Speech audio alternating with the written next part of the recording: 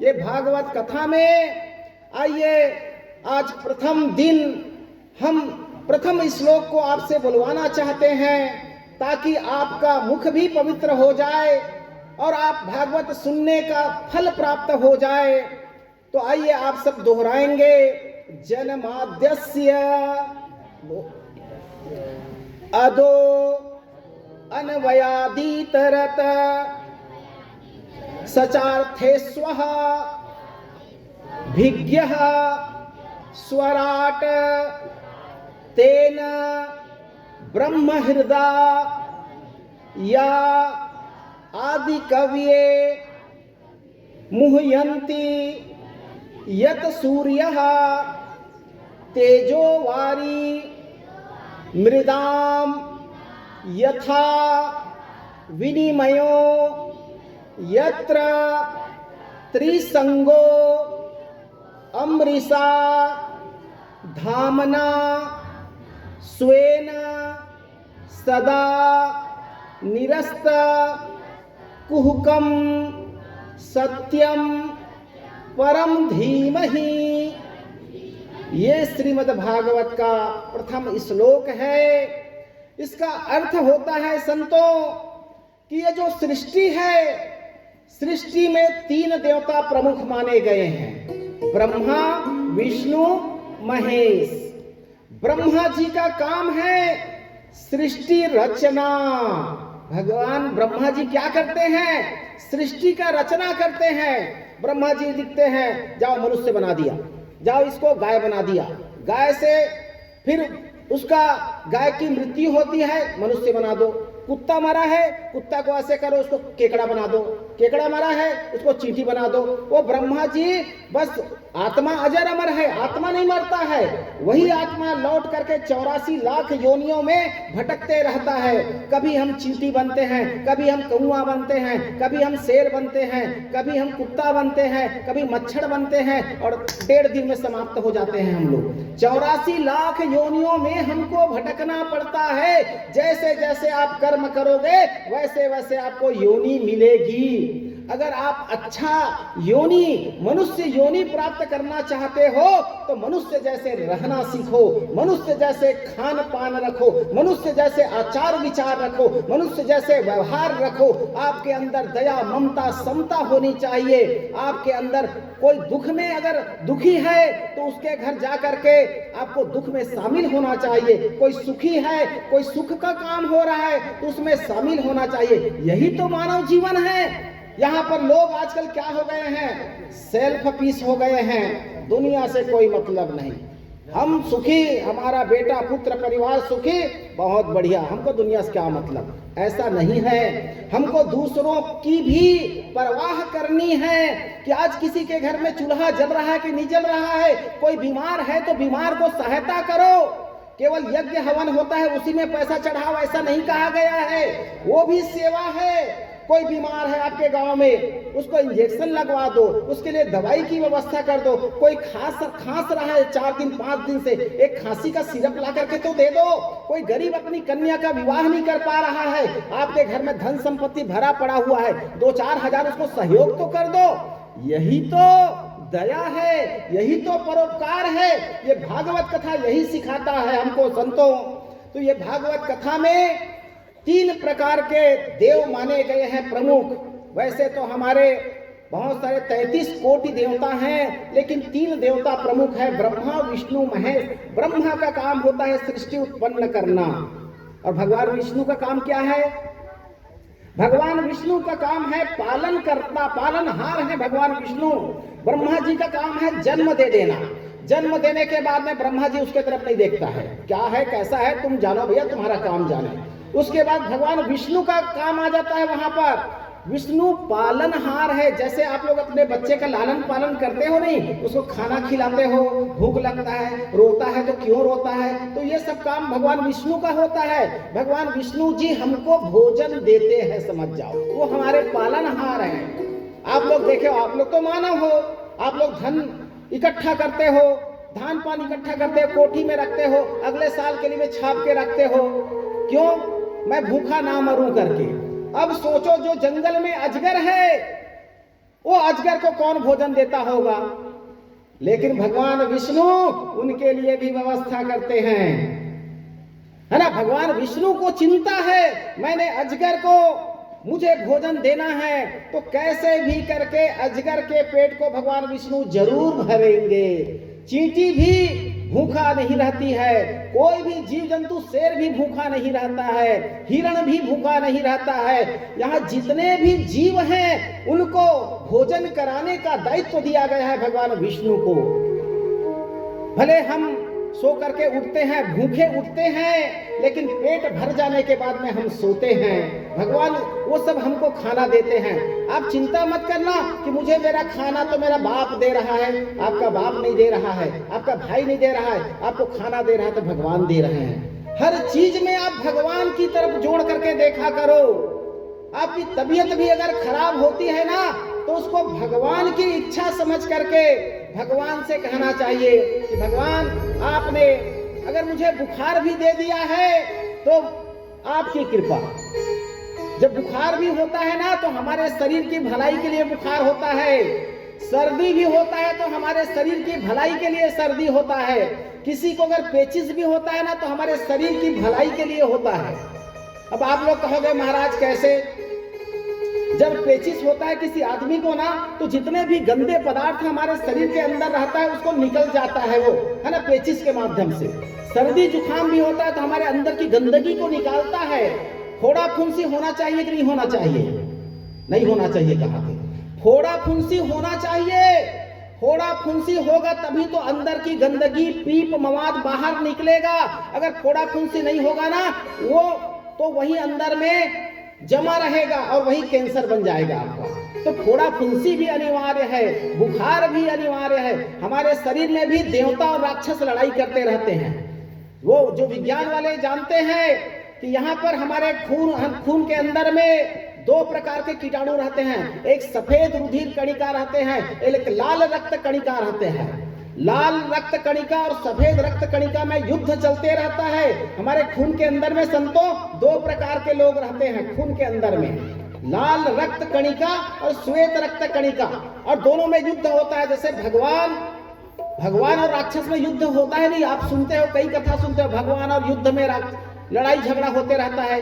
कभी भगवान लोग पराजित हो जाते हैं, कभी राक्षस लोग पराजित हो जाते हैं। वैसे हमारे शरीर में लाल रक्त कणिका और सफेद रक्त कणिका भरा हुआ है। ये लोग लड़ाई करते हैं और सफेद वाले जीत जाते हैं, तब क्या होता जानते हैं? हम बीमार पड़ जाते हैं। और लाल वाले अगर जीत जाते हैं तो हम बीमार नहीं पड़ते हैं। हमारे शरीर में भी युद्ध होते रहता है। तो इस प्रकार से ये हमारा शरीर है। कभी दुख आ जाए तो भगवान की कृपा समझना चाहिए, कभी सुख मिल जाए तो भगवान की कृपा समझना चाहिए। हम लोग भगवान को कोसने लग जाते हैं थोड़ा सा भी दुख में कोसना नहीं चाहिए भगवान को। भगवान की कृपा समझ करके आपको स्वीकार करना है, यही जिंदगी है। जो मिला है, जैसा प्रभु ने हमको रखा है, उस हाल में आप प्रभु को धन्यवाद दीजिए। आप लोग तो बहुत अच्छे हैं, आप सबकी दो दो आंखें हैं। आप सबको भगवान ने कितना अमीर बनाया है, सोचो। आप लोग अमीर हो कि नहीं हो? सब अमीर हो नहीं? अरे अमीर हो आप लोग। आपके पास दो आंखें हैं। यहाँ संसार में ऐसे लोग भी हैं जिनके पास आंख नहीं है मंडल। उनसे पूछो जा करके आंख की कीमत क्या होती है। आपके दोनों हाथ चल रहे हैं, कई लोगों के हाथ नहीं है, उनसे पूछो हाथ की क्या कीमत है। आपके पैर चल रहे हैं, जिनके पास पैर नहीं है उनसे पूछो पैर की क्या कीमत है। क्या आप अपने पैर को, अपने हाथ को, अपने आंख को 1 लाख में बेच दोगे? नहीं बेचोगे। तो आप लोग लखपति हुए कि नहीं हुए?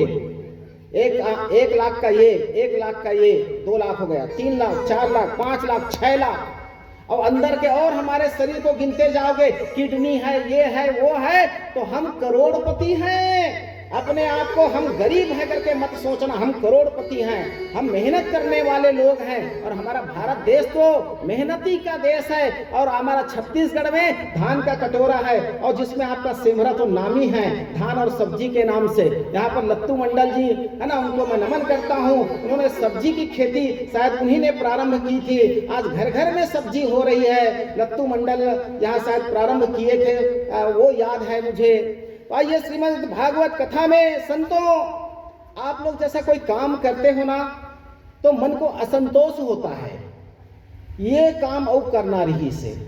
अब मंडल आते एक बड़ भागवत यज्ञ करा है ना, भागवत यज्ञ करा है, तब वो लोग हर मन में ना छोटे असंतोष हुई।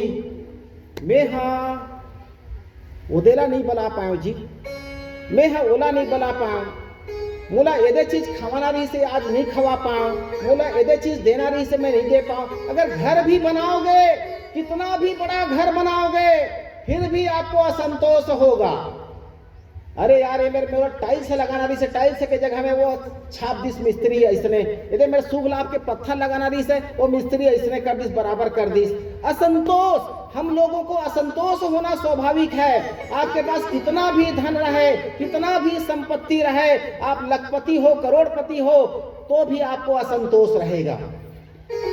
साइकिल में चलने वाला आदमी साइकिल चलाते चलाते उसके बाजू से जो गुजरता है ना, कोई बाइक में गुजर जाता है फटफटी में, तो साइकिल वाला क्या सोचता है जानते हो? हे भगवान, ये कते सुंदर है, बाइक में जावत है, फटफटी में जावत है, मैं साइकिल में ओटत मरत पसीना पसीना जावत हूँ। वो साइकिल वाला किसको देख रहा है? फटफटी वाले को। और दुख हो रहा है। दुख हमको भगवान ने नहीं दिया है, दुख तो हमारे अंदर की उपज है। अरे भाई, उसको तुम क्यों देख रहे हो फटफटी वाले को? तुम पैदल जा रहे उस आदमी को देखो ना, पैदल जा रहे उस आदमी को देखो और सोचो कि भगवान ने मुझे कम से कम साइकिल तो दिया है, मैं साइकिल से जा रहा हूं, ये बेचारा पैदल जा रहा है, उसको देखो। यहां तो सब परेशान हैं, जो फटफटी में जा रहा है, जिसको साइकिल ओटना नहीं पड़ रहा है, बस एक्सीलेटर बढ़ा रहा है, वो आगे बढ़ रहा है। वो क्यों दुखी है? वो कार वाले को देख करके दुखी है। अरे यार, वो कार में जा रहा है, कितना मस्त एसी वाला कार है, गाना बज रहा है, बढ़िया ऐश आराम के साथ बड़े सीट में बैठ के जा रहा है। वो फटफटी चलाते तब वो दुखी है, काबर के घर में कार नहीं है, कार वाले घलो दुखी है। अरे यार, मोर कार अल्टो कार है, ये 5 लाख वाले, ओखर पास मर्सिडीज है, 1 करोड़ के कार है। छोटे कार वाले बड़े कार वाले देख के दुखी है, बड़े कार वाले हेलीकॉप्टर वाले देख के दुखी है। अरे यार, मोर पास तो मर्सिडीज है, मोर पास तो BMW है, अंबानी के पास तो हेलीकॉप्टर है। उसको देख करके वो दुख होता है। तो दुख का कारण गरीब होना, कोई सामान की कम होना ये नहीं है। दुख का कारण हमारी सोच है। हमारी सोच को आप बदलो, अपनी सोच को बदलो, और आप अपनी सोच को रखो कि भगवान ने जो कुछ भी दिया है, जैसा भी दिया है, संतोषी बनो, सुदामा के जैसे संतोषी बनो। सुदामा की कथा में बताएंगे सुदामा कैसा संतोषी था। जो मिल गया खा लो, नहीं मिला मत खाओ। अगर तुम भागवत कथा सुनने आए हो, किसके यहाँ आए हो? रोहित के यहाँ आए हो। अगर रोहित आपको चाय पानी के लिए पूछता है, अच्छी बात है, पी लो। अगर चाय नहीं भी मिलता है ना, तो इच्छा मत रखो कि मैं गया वहां मुझे चाय नहीं मिला। इच्छा अगर पाले, वही दुख का कारण है। अपने अंदर से इच्छा को मिटा दो। इच्छा मत रखो, कोई चीज की इच्छा मत रखो। कहीं यज्ञ में जा रहे हो, कोई बैठने के लिए अगर नहीं बोला, उस समय भी आप है ना, अपने मन में निराश मत हो कि मेरे लिए कुर्सी की व्यवस्था नहीं किया। अरे जमीन में बैठ जाओ। कोई पूछ रहा है तो आ जाओ, सामने आ जाओ। नहीं पूछ रहा है, चुपचाप बैठे रहो जामवंत जैसे पीछे में। यही तो मानव जीवन है। आशा का त्याग कर देना है हमको, लालच नहीं होना चाहिए मन में। जो मिल जाए उसे प्रभु की कृपा, प्रभु की इच्छा समझ करके हमको वर्ण कर लेना है। और जो अगर नहीं मिलता है तो उसमें भी प्रभु की इच्छा समझ लो। अगर भोजन मिल जाता है एक टाइम, तो भगवान को आप धन्यवाद दो कि भगवान मुझे एक टाइम भोजन मिल गया। कई लोग ऐसे हैं सन कि लोग चावल के लिए तरस रहे हैं, रोटी के लिए तरस रहे हैं, भिखारी लोग भीख मांग रहे हैं। हमारे पास तो बुद्धि है, बल है, ताकत है, सब कुछ है, तो अपने आप को आप लोग दुखी कभी नहीं मानना। जो भागवत कथा श्रवण कर लेता है उसकी सारी इच्छाएं समाप्त हो जाती है। केवल इच्छा को समाप्त करना ही भागवत कथा श्रवण करने का मेन मकसद है। भागवत कथा कहती है इच्छा को पहले मारो, इच्छा को मारो और अपने ध्यान को भगवान में लगा दो, और जितना हो सके परोपकार का कार्य करो, दूसरा का उपकार हो। अपने उपकार के लिए नहीं, दूसरे के उपकार के लिए कार्य करना चाहिए हमको। तो कितना भी आप कर लो, आपके मन में असंतोष रहेगा ही रहेगा। मैं ये बात में आया था। वैसे ही इस भागवत कथा की रचना करने वाला कौन है जानते हो? वेद व्यास जी। ये भागवत कथा को वेद व्यास जी ने रचना रचे हैं, है ना। भागवत कथा इसी को नहीं, 4 वेद, 6 शास्त्र और पूरे 17 पुराण रच डाले थे, लिख डाले थे। और एक दिन वही वेद व्यास सरस्वती नदी के किनारे में उदास होकर के बैठे थे। हम लोग तो 5 लाइन की कविता लिख लेते हैं, पेपर में छप जाता है हमारी कविता, तो खुश हो जाते हैं, अरे वाह मेरा कविता पेपर में छपा है। यहाँ पर वेद व्यास 4 वेद, 6 शास्त्र, 17 पुराण लिख डाले थे, लेकिन उनके मन में असंतोष था और असंतोष, नाराज थे। और नाराज होकर के सरस्वती नदी के किनारे में बैठे थे। सरस्वती नदी कल कल कल कल छल छल छल छल बह रही थी। तभी वहां पर नारद जी आ जाते हैं। नारद जी श्रीमन नारायण नारायण नारायण भसते भसते सरस्वती नदी के किनारे आ जाते हैं संतों। वहां पर देखते हैं वेद व्यास जी को। वेद व्यास जी को पूछते हैं कि वेद व्यास जी आप कैसे खिन्न मन से बैठे हो, कैसे उदास हो, उदासी का कारण क्या है? चेहरा से पता चलते नहीं आदमी कौन उदास है और कौन ला नींद लगत है, पता चलते नहीं। नींद लगी तो आदमी जमहा ही, एक जन जमहा इस गा भी देखे हो, मैं तो वो कारण जमहा ही बता देंगे। नींद लगते तो जमहा ही, आंख टप टप बंद होते, ऐसे झूम झूम झूमे लगते आदमी। हाँ, सब चीज हमारा चेहरा बता देता है, कौन प्रसन्न है, कौन नाराज है, कौन सुखी है, कौन दुखी है, कौन तकलीफ में है, कौन हंस रहा है, ये चेहरा बता देता है। और हम चेहरा पढ़ लेते हैं, सबका चेहरा पढ़ करके हम बता देंगे। ये चेहरा हमारा दर्पण है, हमारे पूरे मन का, हमारे शरीर का दर्पण होता है चेहरा। तो वैसे ही नारद जी ने वेद व्यास जी के चेहरा को देख करके पूछ लिए कि वेद व्यास जी आप क्यों दुखी हो? तो वेद व्यास जी कहते हैं, हे नारद जी, अच्छे समय में आपका आगमन हुआ है, आइए बैठिए, पधारिए। मैं अपना उदासी का कारण क्या बताऊं? मैंने इतना सारा वेद पुराण बहुत सारा लिख लिया है, फिर भी मेरे मन को संतोष नहीं हो रहा है। कई लोग 10 एकड़ वाला 20 एकड़ ले लेता है, 20 एकड़ वाला 50 एकड़ ले लेता है, फिर भी उसके मन को संतोष नहीं होता है। और कहते हैं संतोषी सदा सुखी। इस दुनिया में सुखी कौन है? जिसके अंदर में संतोष है, उससे ज्यादा सुखी कोई नहीं। राजा भी उतना ज्यादा सुखी नहीं है। अगर एक मजदूर है और मजदूर के अंदर में अगर संतोष का भाव पैदा हो जाए तो वो सबसे ज्यादा सुखी है। प्रधानमंत्री सुखी नहीं है, मुख्यमंत्री सुखी नहीं है। हम लोग कहते हैं वो सुखी होंगे, अरे हमारे से ज्यादा दुखी है वो मुख्यमंत्री बन करके, हमारे से ज्यादा दुखी है वो प्रधानमंत्री बन करके। तो संतोष जिसमें आ जाए वो सदा सुखी। तो नारद जी कहते हैं कि देखिए आपके दुखी होने का कारण मुझे अब पता चल गया है। तो वेद व्यास जी कहते हैं, नारद जी ते कैसे जान डरे? वो कहते हैं कि देख ते अते का कारण वेद पुराण रचना रचे है, 4 वेद 6 शास्त्र 17 पुराण, लेकिन एको ठन पुराण में भगवान कृष्ण के ते वर्णन नहीं करे है। ते कारण तोर आत्मा ला संतोष नहीं मिला ते कारण ते दुखी हस। आप पूरा उठा के देख लीजिए संतों, 4 वेद में भगवान कृष्ण का कथा नहीं है, 4 वेद को देख लो, 6 शास्त्र को खोल के देख लो, कहीं भी भगवान कृष्ण के बारे में वर्णन नहीं है। 17 पुराण को खोल करके देख लो, कहीं भी भगवान कृष्ण के बाल्यावस्था से लेकर के जीवन काल तक कोई वर्णन नहीं है। तो कहते हैं जब तक आपके अंदर में भगवान कृष्ण नहीं बसेंगे, भगवान कृष्ण की भक्ति नहीं होगी, तब तक आप दुखी रहोगे, असंतोष रहोगे।